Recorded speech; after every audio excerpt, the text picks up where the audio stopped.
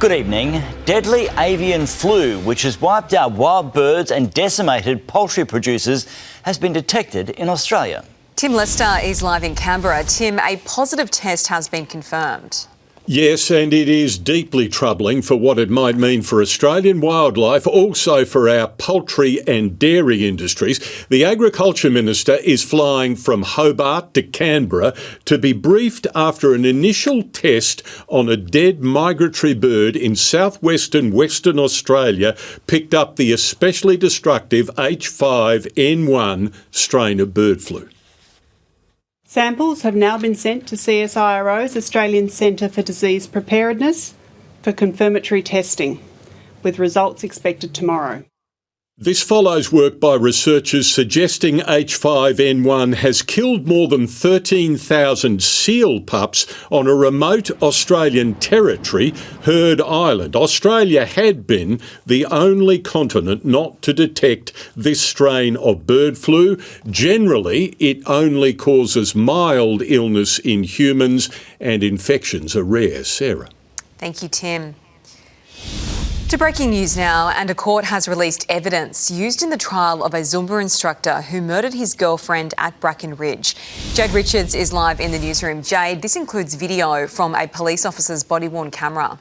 Yes, Sarah, these exhibits were released late this afternoon after a 2-week trial in Brisbane's Supreme Court. One video shows the moment police knocked on Mark Sheridan Whedon's door in December 2018 after his American girlfriend Priscilla Bruton had been reported missing. The officer speaks to Whedon, then looks through the home. A jury found Whedon guilty of murdering Priscilla this week. After hearing evidence, she was killed during an argument after discovering his affair. In this video, Whedon tells the officer they had broken up, and when asked where she might be, this was his response. Did she ever give you any idea of where she might be or anything like that, or where she would have left from there? Not really, because my last words to her were because I wanted her out of my life. And I said to her, if you don't leave, I'm going to call immigration. Included in the evidence is also these 2 pictures of a trench dug next to Whedon's driveway in 2018. He's been sentenced to life behind bars. Max and Sarah, Priscilla Bruton's body has never been found. Thanks, Jade.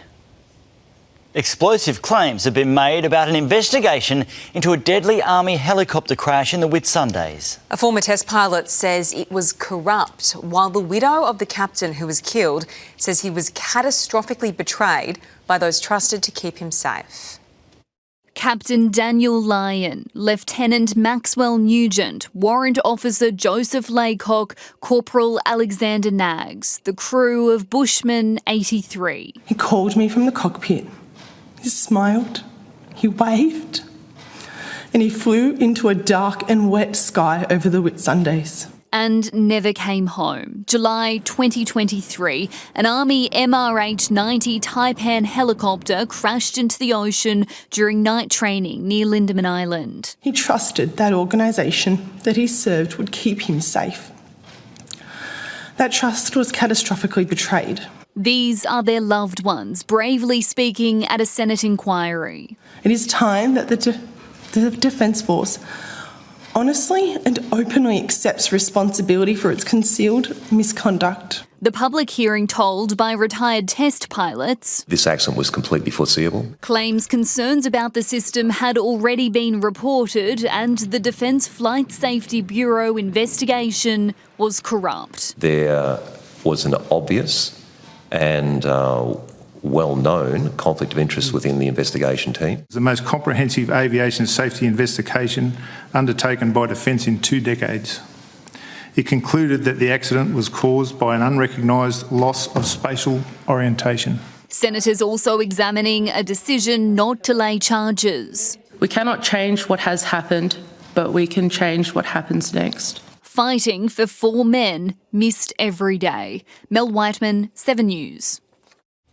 The Albanese government appears to have finally won some support after backing down on several contentious tax measures. More than 5 weeks on from the federal budget, the Prime Minister and Treasurer hope they've calmed voter backlash. A fluoro vest Friday for Treasurer Jim Chalmers, not happy with rumours the backlash to last month's budget has soured his relationship with Prime Minister Albanese. Oh, it's just rubbish, and you shouldn't believe that sort of trash. Yesterday, the pair staged a retreat on budget measures under siege. Seriously, he wanted to impose death taxes on Australians. Not anymore. Testamentary trusts will be exempt from a planned 30% tax, the government also allowing more small businesses to keep capital gains tax concessions and proposing exemptions for innovative startups. A really positive step that the government has taken. Praise from drug development company Argenica, though the CEO tells 7 News the budget had prompted her and fellow biotech CEOs to discuss quitting Australia. Where would we go? Is it, are there better places in the world to be a biotech company? Those conversations were absolutely real. Farmers also happy with the changes. We're very pleased that the government's listened to our advocacy. Though one opposition frontbencher claims far from saving themselves,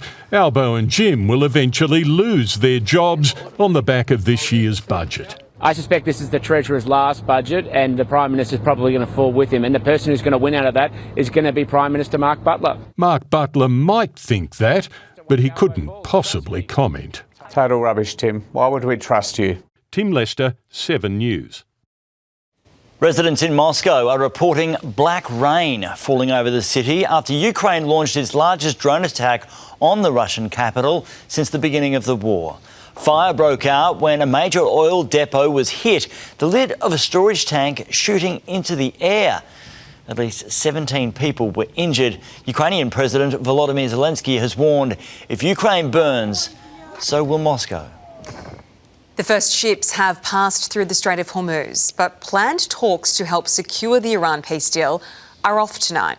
Donald Trump is fending off criticism of the agreement he struck by not talking about it, sending in his deputy instead. On Iranian state TV, they're treating it like a victory, declaring the Strait of Hormuz open, but ships must seek Iranian approval. At least 100 vessels are waiting to get through. Donald Trump was honouring veterans from past wars, as politicians turned on him for his handling of this one. I think, unfortunately, the president is receiving some really bad advice on this deal. I don't want to see us send a penny to the Ayatollah. Iran to benefit from a $300 billion reconstruction fund. The regime's still in place. In a rare statement, the Supreme Leader, still unseen since his election, declaring President Trump did the deal out of desperation. Literally everything that President Trump said he was trying to accomplish with this war, he has failed to accomplish. Americans got almost nothing we wanted and needed, and Trump gave away the store.